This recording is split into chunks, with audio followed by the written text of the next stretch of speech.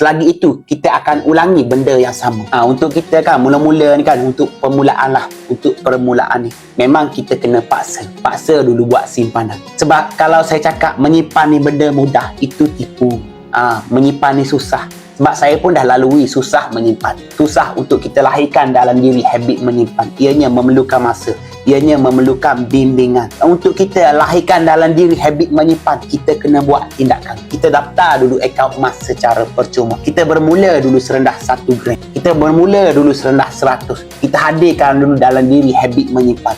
Kita paksa dulu, paksa lama-lama ianya akan terbiasa. Lama-lama kita mula seronok. Kita akan pandai guna duit yang tak cukup. Selagi mana kita tak buat tindakan, selagi itu kita akan ulangi benda yang sama. Tahu tak kita semua, tuan puan, kalau kita tak bermula buat simpanan daripada sekarang, kalau kita tak ubah kewangan diri kepada lebih baik, kita akan mengulangi kesilapan orang-orang terdahulu. Selepas 3 tahun berpencen, terpaksa kerja kembali. Sebab apa? Sebab langsung tiada simpanan. Sebab apa? Sebab tiada aset yang memberi pulangan wang ringgit. Terpaksa kerja kembali, memerlukan duit untuk teruskan hidup. Kalau kerja sebab boring, sebab minat, mungkin tak ada masalah. Tapi kalau kerja sebab terpaksa, itu yang macam-macam penyakit datang. Itu yang kita tak nak. Dah tua-tua pun kena kerja keras lagi. Itu yang kita kena ubah kewangan diri kita daripada sekarang. Bukan dah susah baru nak ubah.